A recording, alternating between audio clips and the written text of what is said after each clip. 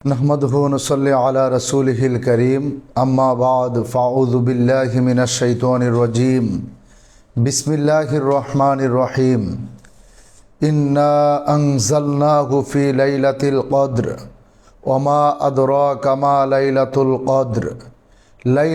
क़द्रि खैरुम मिन अल्फ़ि शहर तनज़्ज़लुल मलाइकतु वर्रूहु फ़ीहा बिइज़्नि रब्बिहिम मिन कुल्लि अम्र সালামুন হিয়া হাত্তা মাতলাইল ফাজর। আল্লাহ পাক রব্বুল আলামিন পবিত্র কালামে পাকে ইরশাদ করেন, নিশ্চয় আমি এই কোরআন নাজিল করেছি পবিত্র রজনীতে। হাবিব, আপনি কি জানেন শবে কদর কি? শবে কদর 1000 মাস অপেক্ষাও শ্রেষ্ঠ। সে রাতে ফেরেশতাগণ ও রূহ প্রত্যেক কাজে তাদের প্রতিপালকের অনুমতিক্রমে অবতীর্ণ হয়। সে রাত শান্তি ফজরের আবির্ভাব পর্যন্ত থাকে। আল্লাহ পাক রব্বুল আলামিন কালামে পাকে এমন একটি রাত সম্পর্কে হাবিব সাল্লাল্লাহু আলাইহি ওয়াসাল্লামের কাছে আল্লাহ তাআলা জানিয়েছেন।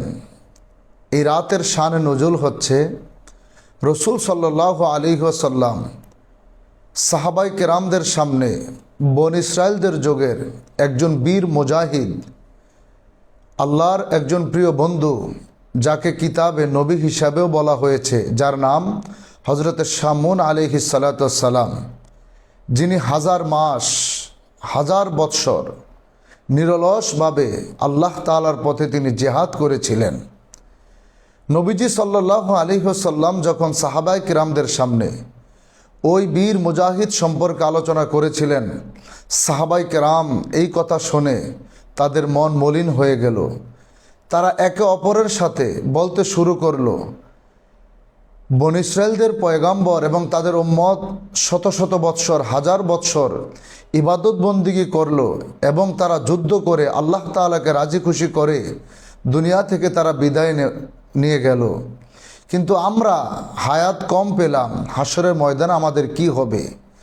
এই কথা যখন রসুল সাল্লাল্লাহু আলাইহি ওয়াসাল্লামের কানে যখন বেজে উঠল, আমার রসুল সাহাবায়ে কেরামদের এই কথা শুনে নবীজি নিজ উম্মতের জন্য চিন্তায় পড়ে গেলেন। তখনই আল্লাহ পাক রব্বুল আলামিন জিবরাইল আলাইহিস সালাতু ওয়াস সালামের মাধ্যমে নবীজির নিকট এই সূরা কদর আল্লাহ তাআলা নাজিল করলেন। আল্লাহ পাক জানিয়ে দিলেন, হাবিব, আমি আপনার উম্মতকে এমন একটি রাত আমি দিয়েছি, মাহে রমজানুল মুবারকের শেষ নাজাতের অংশে লাইলাতুল কদর নামে একটি রাত আপনার উম্মতের জন্য আমি বরাদ্দ করে দিলাম, যে বনী ইসরাইলদের যুগের পয়গাম্বর তারা 1000 বছর ইবাদত করে যেই সওয়াব তারা কামিয়েছে, আপনার উম্মত যদি একটি রাত জেগে তারা ইবাদত বন্দিগি করে, দিনের বেলা তারা রোজা রাখবে, রাত্রেবেলা কিয়ামুল লাইল নফল ইবাদত বন্দিগি করবে, কোরআন তেলাওয়াত করবে, আমি আল্লাহ তাদের আমল নামায় ওই এক রাত্রির ইবাদতের কারণে 1000 মাসের চাইতে বেশি সওয়াব আমি আল্লাহ তাদের আমল নামায় দিয়ে দেব। সুবহানাল্লাহ। এই জন্য কোরআনুল কারিমে এই রাতকে বলা হয়, অন্য জায়গায় আল্লাহ তাআলা বলেছেন, ইন্না আনজালনাহু ফি লাইলাতিম মুবারাকা, অর্থাৎ এটা মহিমান্বিত রাত, বরকতময় রাত। আমরা জানি লাইলাতুল বরাতকেও ভাগ্য রজনী বলা হয়, লাইলাতুল কদরকেও ভাগ্য রজনী বলা হয়। লাইলাতুল বরাত আল্লাহ তাআলা পরবর্তী 1 বছরের বান্দার কি হবে ভাগ্য নির্ধারণ করে রাখেন। লাইলাতুল কদরকেও ভাগ্য রজনী বলা হয়। এই রাত্রিতেও আল্লাহর বান্দা সকল বান্দাবান্দির জন্য আগামী 1 বছর তারা কে কি কাজ করবে, কার কখন মৃত্যু হবে, কার ভাগ্য কতটুকু পরিবর্তন হবে, আল্লাহ তাআলা লিপিবদ্ধ করে রাখেন। তো এই আয়াতের ব্যাখ্যায় নবীজির আপন চাচাতো ভাই হযরত আব্দুল্লাহ ইবনে আব্বাস রাদিয়াল্লাহু তাআলা আনহু থেকে বর্ণিত যে লাইলাতুল বরাতে আগামী 1 বছরের জন্য আল্লাহর বান্দাবান্দীদের জন্য যেই বাজেট বরাদ্দ করা হয়, এটা আল্লাহ তাআলা লাইলাতুল বরাতে এটা বরাদ্দ করেন, আর লাইলাতুল কদরে এটা ফেরেশতাদের কাছে আল্লাহ তাআলা হস্তান্তর করেন। সুবহানাল্লাহ। তাই এই পবিত্র রজনী আমাদের মাঝে আবার উপস্থিত হলো।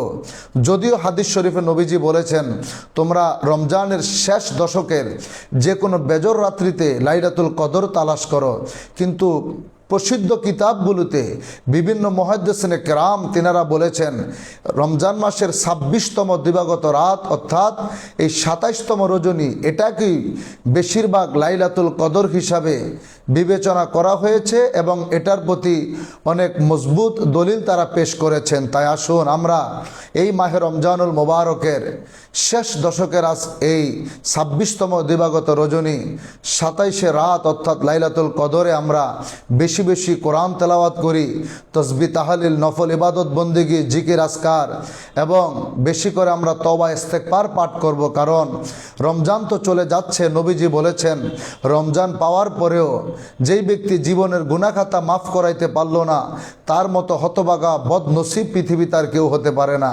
তাই আসুন আমরা আমাদের জীবনের গুনাহ খাতা আল্লাহর দরবারে ক্ষমা চাই। আমাদের পরিবার পরিজন, বাবা মা, আত্মীয় স্বজন যাহারা এই জগৎ থেকে বিদায় নিয়ে কবরে চলে গেছেন, আল্লাহর দরবারে তাদের জন্য আমরা ক্ষমা চাই। আল্লাহ পাক যেন তাদেরকেও ক্ষমা করে দেয়। তাই পবিত্র রজনীর ইজ্জতের খাতিরে এই পবিত্র লাইলাতুল কদরের বরকতে মহান আল্লাহ তাআলা আমাদের জীবনকে সুন্দরভাবে গড়ে তোলার তৌফিক দান করেন। আমাদের জীবনের গুনাহ খাতাগুলো আল্লাহ তাআলা মাফ করে দেন।